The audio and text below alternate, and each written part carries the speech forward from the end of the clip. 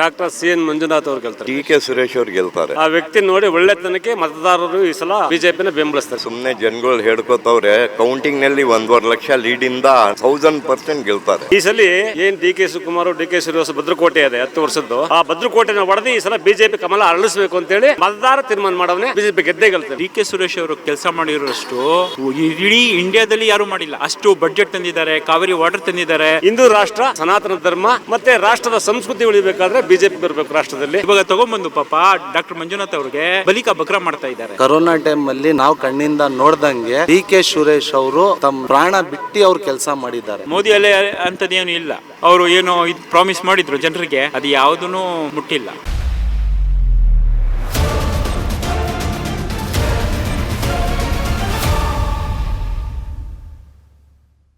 ಸದ್ಯ ನಾನು ರಾಮನಗರದ ಮಿನಿ ವಿಧಾನಸೌಧ ಬಳಿ ಇದ್ದೀನಿ. ಇಲ್ಲೂ ಕೂಡ ಸಾಕಷ್ಟು ಮತದಾರರಿದ್ದಾರೆ. ಸೊ ಅವರನ್ನ ಮಾತಾಡಿಸ್ತಾ ಹೋಗ್ತೀನಿ ಯಾವ ಥರ ಇದೆ ರಾಮನಗರದಲ್ಲಿ. ಸೊ ಏನು ಕಾಂಗ್ರೆಸ್ ಅಭ್ಯರ್ಥಿಯಾಗಿರುವಂತಹ ಡಿ.ಕೆ. ಸುರೇಶ್ ಅವ್ರನ್ನ ಗೆಲ್ಲಿಸಬೇಕು ಅಂದ್ಕೊಂಡಿದ್ದಾರಾ, ಅಥವಾ BJP ಮತ್ತು ಮೈತ್ರಿ ಅಭ್ಯರ್ಥಿಯಾಗಿರುವಂತಹ ಡಾಕ್ಟರ್ ಸಿ.ಎನ್. ಮಂಜುನಾಥ್ ಅವ್ರನ್ನ ಗೆಲ್ಲಿಸ್ತಾರಾ? ಕೇಳೋಣ ಏನಿದೆ ಎಲ್ಲ ಅಂತ. ಸರ್, ಲಾಸ್ಟ್ ಟೈಮ್ ಕೂಡ ಬಂದಿದ್ವಿ, ಅವಾಗ ಇನ್ನೂ ಕೂಡ ಯಾರಿಗೆ ಟಿಕೆಟ್ ಅಂತ ಅನೌನ್ಸ್ ಆಗಿರಲಿಲ್ಲ. ಯಾಕಂದರೆ ಕಾಂಗ್ರೆಸ್ನಿಂದ ಡಿ.ಕೆ. ಸುರೇಶ್ ಅಂತ ಪಕ್ಕ ಆಗಿತ್ತು, ಬಟ್ ಮೈತ್ರಿ ಅಭ್ಯರ್ಥಿ ಇನ್ನೂ ಯಾರು ಅಂತ ಕನ್ಫ್ಯೂಷನ್ ಇತ್ತು. ಈಗ ಒಂದು ಕ್ಲಾರಿಟಿ ಸಿಕ್ಕಿದೆ. D K. Suresh versus doctor C N. Manjunath, ಯಾರು ಗೆಲ್ತಾರೆ? Doctor C N. ಮಂಜುನಾಥ್ ಅವರು ಗೆಲ್ತಾರೆ ಮೇಡಮ್ ಅವರೇ. ಯಾಕೆ ಡಾಕ್ಟರ್ ಸಿ.ಎನ್. ಮಂಜುನಾಥ್ ಅವರು ಗೆಲ್ತಾರೆ ಅನ್ಸುತ್ತೆ? ಒಳ್ಳೆ ವ್ಯಕ್ತಿ, ಆ ವ್ಯಕ್ತಿ ನೋಡಿ ಒಳ್ಳೆತನಕ್ಕೆ ಮತದಾರರು ಈ ಸಲ ಬಿಜೆಪಿನ ಬೆಂಬಲಿಸ್ತಾರೆ. ನರೇಂದ್ರ ಮೋದಿ ಕೈ ಬೆಂಬಲಿಸ್ತಾರೆ. ಓಕೆ, ಇವತ್ತೇನು ಡಿ.ಕೆ. ಸುರೇಶ್ ಅವರು ನಾಮಿನೇಷನ್ ಮಾಡಿದ್ದಾರೆ. ಸೊ ಸಾಕಷ್ಟು ಜನ ಬಂದಿದ್ರು, ತುಂಬ ಜನ ಸೇರಿದ್ರು. ಇದೆಲ್ಲ ನೋಡಿದಾಗ ಏನು ಅನ್ಸುತ್ತೆ? ಇಡೀ ಭಾರತದಲ್ಲಿ ಹಿಂದೂ ರಾಷ್ಟ್ರವನ್ನು ಬೆಂಬಲಿಸಬೇಕು ಅಂತೇಳಿ ಮತದಾರ ತೀರ್ಮಾನ ಮಾಡವನೇ. ಹಿಂದೂ ರಾಷ್ಟ್ರ, ಹಿಂದೂ ಧರ್ಮ, ಸನಾತನ ಧರ್ಮ ಮತ್ತು ರಾಷ್ಟ್ರದ ಸಂಸ್ಕೃತಿ ಉಳಿಬೇಕಾದ್ರೆ ಬಿಜೆಪಿ ಬರಬೇಕು ರಾಷ್ಟ್ರದಲ್ಲಿ. ಓಕೆ, ಈಗ ಡಾಕ್ಟರ್ ಸಿ.ಎನ್. ಮಂಜುನಾಥ್ ಅವರಿಗೆ BJP ಮತ್ತು JDS ಅವರು ಅಂದರೆ ಬೆಂಬಲ ಕೊಡ್ತಾರೆ ಎಲ್ಲರೂ ಅಂತ ಅನ್ಸುತ್ತಾ, ಹೇಗೆ? ಅಥವಾ ಯಾರಿಗಾದರೂ ಅಸಮಾಧಾನ ಇದೆಯಾ? ಕೆಲವು ಅಸಮಾಧಾನ ಇದ್ರೂ ಇರ್ಬೋದೇನೋ. ಅದು ಈಗ ಊರು ಅಂದಮೇಲೆ ಸಮಸ್ಯೆಗಳು ಇದ್ದೇ ಇರ್ತವೆ, ಅವನ್ನೆಲ್ಲ ಬಾಯಿ ಬಿಟ್ಟು ಹೇಳೋದಲ್ಲ. ಏನೇ ಅಸಮಾಧಾನ ಇದ್ರೂ ಎಲ್ಲ ಹೊಂದಾಣಿಕೆಯಿಂದ ಬಿಜೆಪಿನ ಗೆಲ್ಲಿಸೋದಕ್ಕೆ ಪ್ರಯತ್ನ ಪಡ್ತೀವಿ. ಓಕೆ, ಕಾಂಗ್ರೆಸ್ನ ಭದ್ರಕೋಟೆಯಾಗಿರುವಂತಹ ಬೆಂಗಳೂರು ಗ್ರಾಮಾಂತರ ಲೋಕಸಭಾ ಕ್ಷೇತ್ರ BJP ಪಾಲಾಗತ್ತಾ ಅಥವಾ ಛಿದ್ರ ಆಗತ್ತಾ? ಈ ಸಲ ಏನು ಡಿ.ಕೆ. ಶಿವಕುಮಾರ್, ಡಿ.ಕೆ. ಶ್ರೀನಿವಾಸ್ ಭದ್ರಕೋಟೆ ಇದೆ 10 ವರ್ಷದ್ದು, ಆ ಭದ್ರಕೋಟೆನ ಹೊಡೆದು ಈ ಸಲ ಬಿಜೆಪಿ ಕಮಲ ಅರಳಿಸಬೇಕು ಅಂತೇಳಿ ಮತದಾರ ತೀರ್ಮಾನ ಮಾಡವನೇ ಬಿಜೆಪಿ ಗೆದ್ದೇ ಗೆಲ್ತೇವೆ ಮೇಡಮ್. ಓಕೆ, ಎಷ್ಟು ಲೀಡಲ್ಲಿ ಡಾಕ್ಟರ್ ಸಿ.ಎನ್. ಮಂಜುನಾಥ್ ಅವರು ಗೆಲ್ಬೋದು ಅನ್ಸುತ್ತೆ ನಿಮ್ಮ ಪ್ರಕಾರ? ಮೇಡಮ್ ಏನು ಒಂದು 2-2.5 ಲಕ್ಷ ಲೀಡರ್ ಗೆಲ್ಬೋದು ಅಂತ ನಾವು ಅಂದ್ಕೊಂಡಿದ್ವಿ. Okay, doctor C N. ಮಂಜುನಾಥ್ ಅವರು ಗೆಲ್ತಾರೆ ಅಂತ ಹೇಳ್ತಾ ಇದ್ದೀರಾ? 100ಕ್ಕೆ 100% ಗೆದ್ದೇ ಗೆಲ್ತಾರೆ. ನರೇಂದ್ರ ಮೋದಿ ಅವರು ಈ ಸದ್ಯದ ಪ್ರಧಾನಮಂತ್ರಿ ಆದೇ ಆಯ್ತಾರೆ. ಓಕೆ, ನರೇಂದ್ರ ಮೋದಿ ಅವ್ರ ಬಗ್ಗೆ ಏನು ಹೇಳ್ತೀರಾ? ಅವ್ರ ಬಗ್ಗೆ ವರ್ಣನೆ ಮಾಡೋದಕ್ಕೆ ನನ್ನ ಕೈಲೂ ಆಗಲ್ಲ, ನಿನ್ನ ಕೈಲೂ ಆಗಲ್ಲ.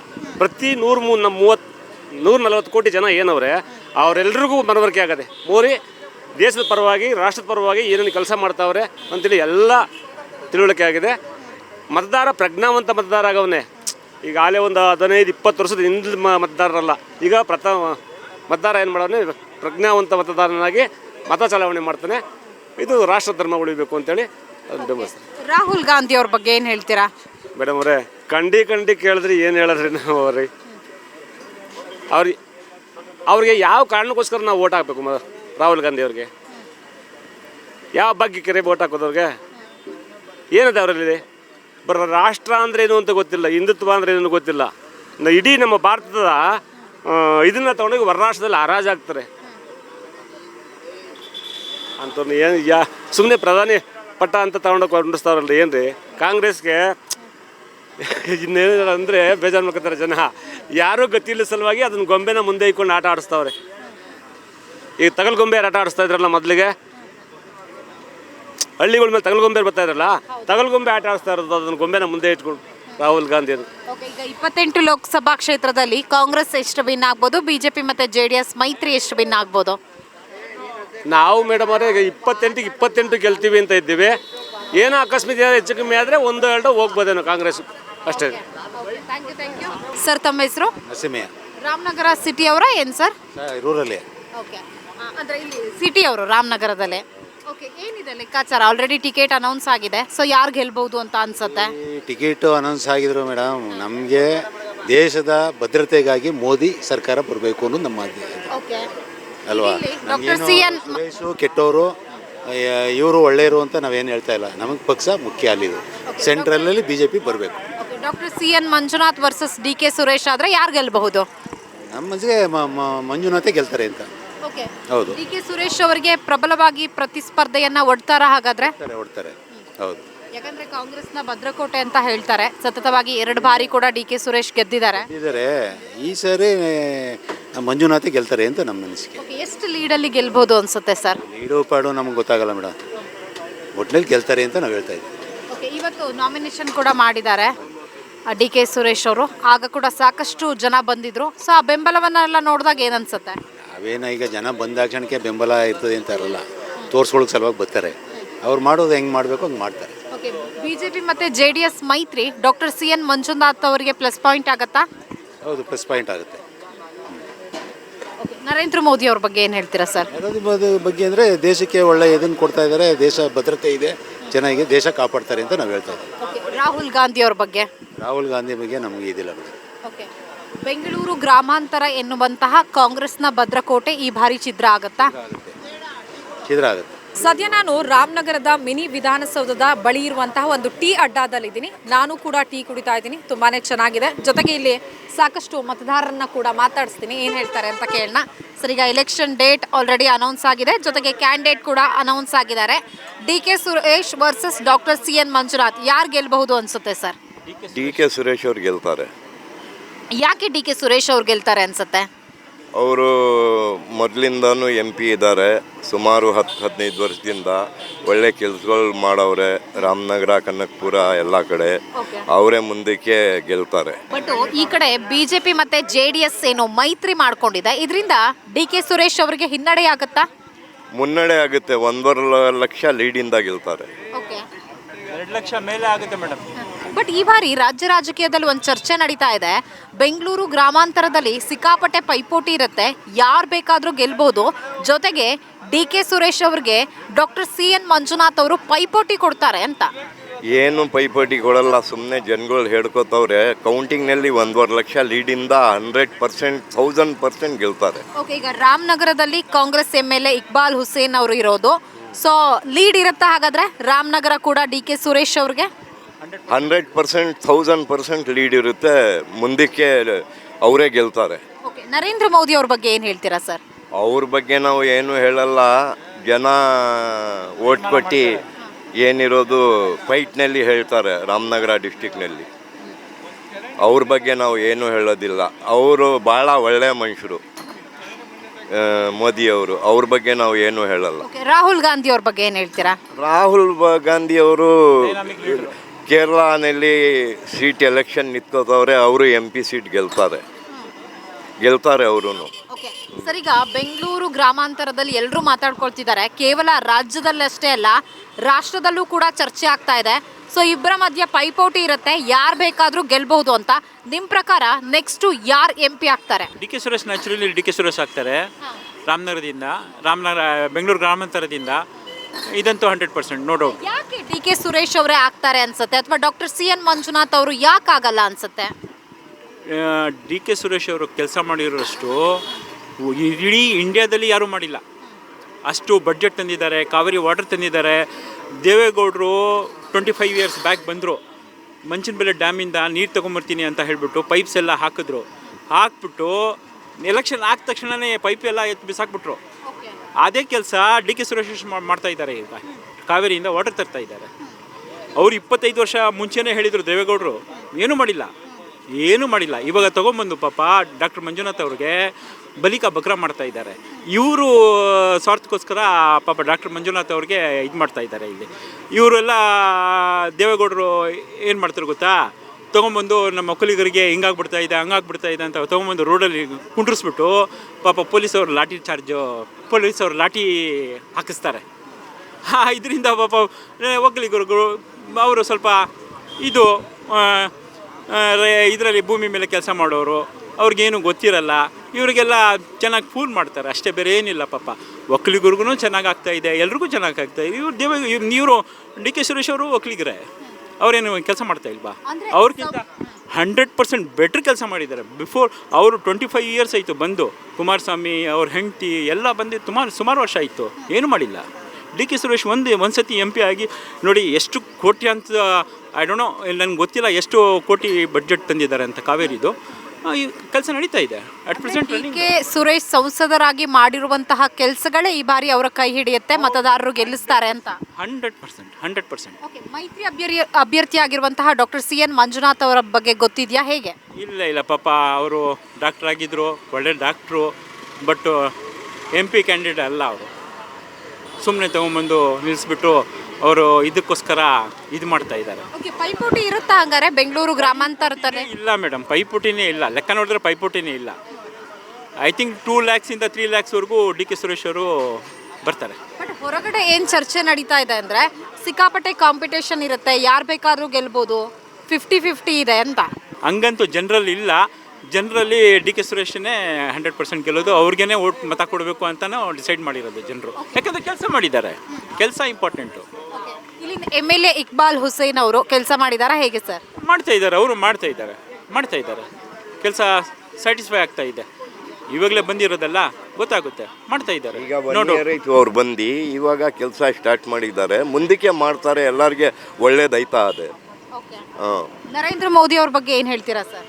ನರೇಂದ್ರ ಮೋದಿ ಇವಾಗ ಅವರು next future prime minister Rahul ಗಾಂಧಿಗೆ ನೋಡೋಕ್ಕೆ ಇಷ್ಟ ಆಗುತ್ತೆ ನಮಗೆ. ನರೇಂದ್ರ ಮೋದಿಗೆ ಏನೂ ಇಷ್ಟ ಇಲ್ಲ. ರಾಹುಲ್ ಗಾಂಧಿ ಪ್ರಧಾನಿ ಆಗ್ತಾರಾ?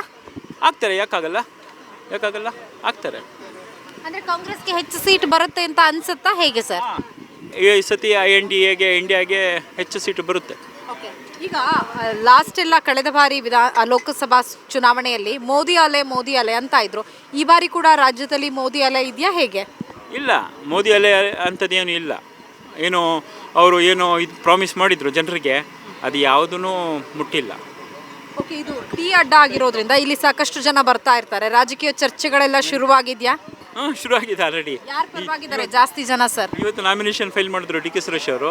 ಎಲ್ಲ ಡಿ ಕೆ ಸುರೇಶ್ ಅವರು ಇದನ್ನೇ ಫೇವರಲ್ಲೇ ಇದು ಮಾಡ್ತಾ ಇದ್ದಾರೆ, ಕೆಲಸ ಮಾಡ್ತಾ ಇದ್ದಾರೆ. ಓಕೆ, ನೀವು ಇಲ್ಲಿ ಕುತ್ಕೊಂಡು ಮಾತಾಡುವಾಗ ಏನು ಅನ್ಸುತ್ತೆ? ಯಾವ ಪಾರ್ಟಿ ಪರವಾಗಿದ್ದಾರೆ ಅನ್ಸುತ್ತೆ?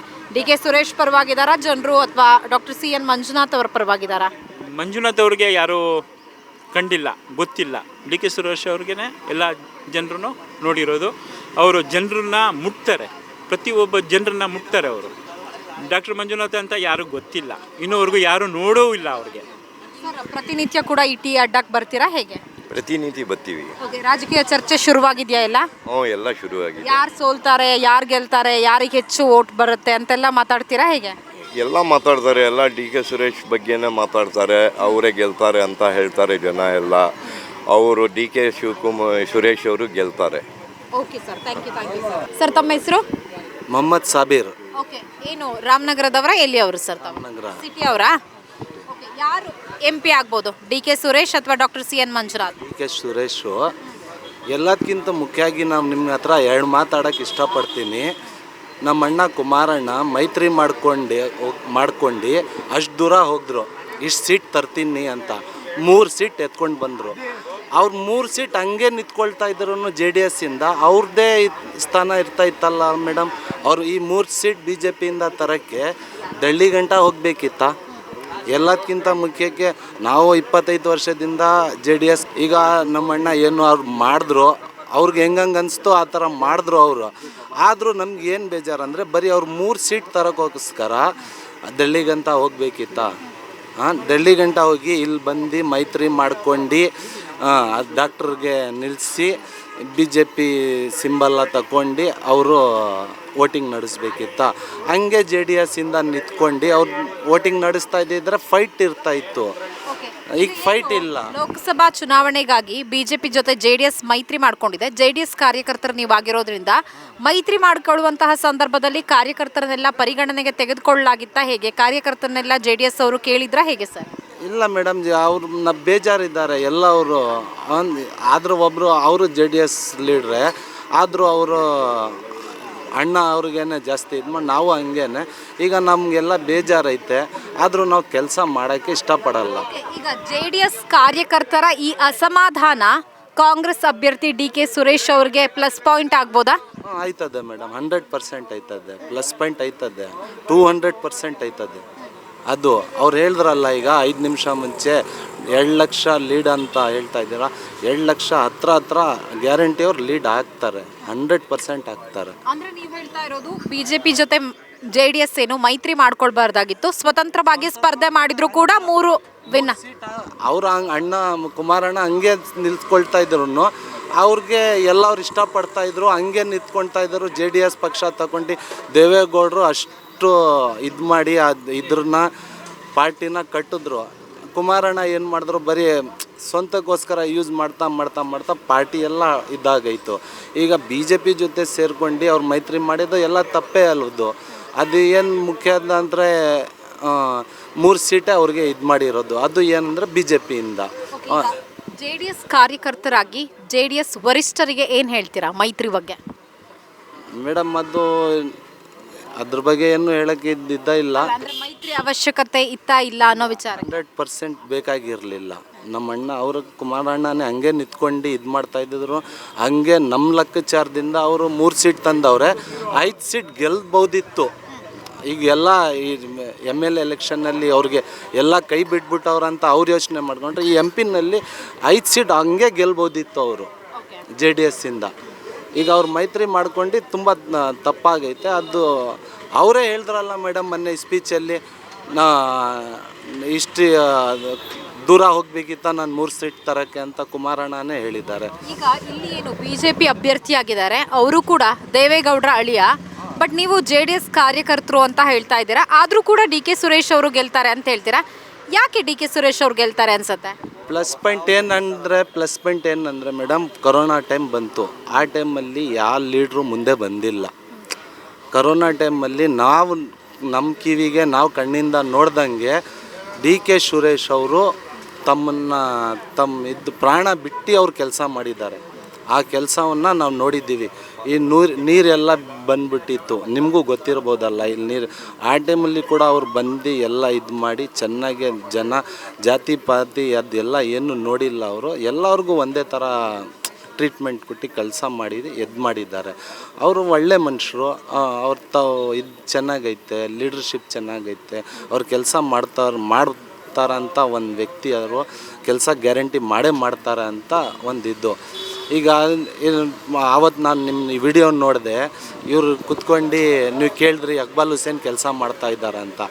ಮೇಡಮ್ ಬೇಜಾರು ಮಾಡ್ಕೋಬೇಡಿ, ಒಂದು ಮಗು ಹುಡ್ಬೇಕಂದ್ರೂ 1 ವರ್ಷ ಟೈಮ್ ಬೇಕು. ಅಲ್ಲ ಈಗ ಓಕೆ, ಯಾರೇ ಆದ್ರೂ ಸ್ಟಾರ್ಟಿಂಗಲ್ಲಿ ಕೆಲಸ ಮಾಡುವಂತಹ ಆಸಕ್ತಿಯನ್ನು ತೋರಿಸ್ತಾರೆ ಅಂದರೆ ಅವರು 5 ವರ್ಷದಲ್ಲಿ ಖಂಡಿತ ಕೆಲಸ ಮಾಡ್ತಾರೆ ಅಂತ. ಕೆಲವರಿಗೆ ಆಸಕ್ತಿನೇ ಇರಲ್ಲ. ಈಗ ಅವ್ರಿಗೆ ಆಯ್ತಲ್ಲ ಮೇಡಮ್, 6 ತಿಂಗಳು 6-7 ತಿಂಗಳು 8 ತಿಂಗಳನ್ನೇ ಆಗಿರ್ಬೋದು ಅವ್ರು ಕುತ್ಕೊಂಡು. ಆದರೂ ಅವ್ರು ಒಂದೊಂದು ಅಂತ ಮಾಡ್ಕೊಂಡು ಬರ್ತಾ ಇದ್ದಾರೆ ಕೆಲಸ. ನಮ್ಮ ಏರಿಯಾಕ್ಕಿಂತ ಜಾಸ್ತಿ ಅವ್ರು ಆಚೆ ಕಡೆ ಎಲ್ಲ ಮಾಡ್ಕೊಂಡು ಬರ್ತಾ ಇದ್ದಾರೆ. ಇದರಿಂದ ಇನ್ನು ಮುಂದೆ ಕೆಲಸಗಳು ಆಯ್ತದೆ, 100% ಆಯ್ತದೆ ಅಂತ ಒಂದು ನಂಬಿಕೆ ಐತೆ, ಅದು ಗ್ಯಾರಂಟಿ ಆಯ್ತದೆ. ನರೇಂದ್ರ ಮೋದಿ ಅವ್ರ ಬಗ್ಗೆ ಏನು ಹೇಳ್ತೀರಾ ಸರ್?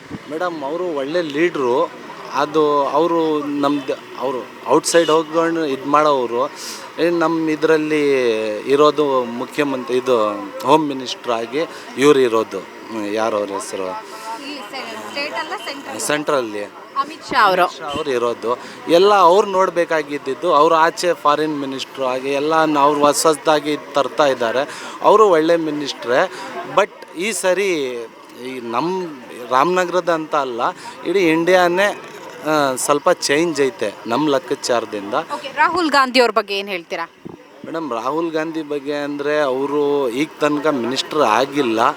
ಈಗ ಎಲ್ಲ ಪುರೋಹಿತರು ಅವರೆಲ್ಲ ಹೇಳ್ತಾ ಇದ್ದಾರೆ ನೆಕ್ಸ್ಟು ಪ್ರೈಮ್ ಮಿನಿಸ್ಟರ್ ಆಗೋಕ್ಕೆ 99% ಚಾನ್ಸಸ್ ಐತೆ ಅಂತ. ಆ ಅನುಭವದಿಂದ ಅವ್ರು ಆಗಿದ್ರೂ ಒಳ್ಳೆಯದು. ಯಾಕಂದರೆ ಯೂತ್ಗೆ ಚೆನ್ನಾಗಿದ್ದೈತದೆ, ಕೆಲಸಗಳು ಆಯ್ತಾಗುತ್ತೆ. ಅವ್ರು ಗ್ಯಾರಂಟಿ ಕೊಡ್ತಾ ಇರೋದು ಕೆಲಸ ಮಾಡ್ತಾ ಇದ್ದಾರೆ ಅಂತ ಈ ಬಾರಿ ಕಾಂಗ್ರೆಸ್ಸು ತೋರಿಸ್ತಾ ಐತೆ. ಇದರಿಂದ ಹೆಣ್ಮಕ್ಳು ಎಲ್ಲ ಅವರು ಇದು ಮಾಡ್ತಾರೆ ಅಂತ ಒಂದು ನಂಬಿಕೆ. 28 ಲೋಕಸಭಾ ಕ್ಷೇತ್ರ ಇದೆ ಸ್ಟೇಟಲ್ಲಿ. ಕಾಂಗ್ರೆಸ್ ಎಷ್ಟು ವಿನ್ ಆಗ್ಬೋದು, BJP JDS ಮೈತ್ರಿ ಅಭ್ಯರ್ಥಿಗಳು ಎಷ್ಟು ವಿನ್ ಆಗ್ಬೋದು? ಮೇಡಮ್, ನಮ್ಮ ಲೆಕ್ಕಾಚಾರದಿಂದ 28 ಅಂದರೆ ನಾವು ಅಂದ್ಕೊಳ್ದಂಗೆ 15 ಇಂದ 16 ಕಾಂಗ್ರೆಸ್ ವಿನ್ ಆಗ್ಬೋದು ಅಂತ ನಮ್ಮ ಅಭಿಪ್ರಾಯ ಐತೆ.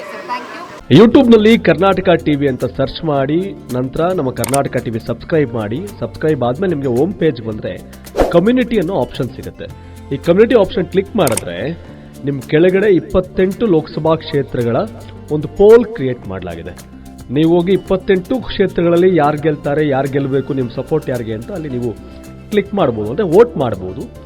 ಇಲ್ಲೇನು ವೋಟಿಂಗ್ ಆಗುತ್ತೆ ನಾವು ಪ್ರತಿದಿನ ನಾವು ನ್ಯೂಸಲ್ಲಿ ನಿಮಗೆ ಅಪ್ಡೇಟ್ ಮಾಡ್ತಿರ್ತೀವಿ. ಇದು ಮತದಾನದ ದಿನದವರೆಗೂ ಕೂಡ ಈ ಪೋಲಿಂಗ್ ಓಪನ್ ಇರುತ್ತೆ.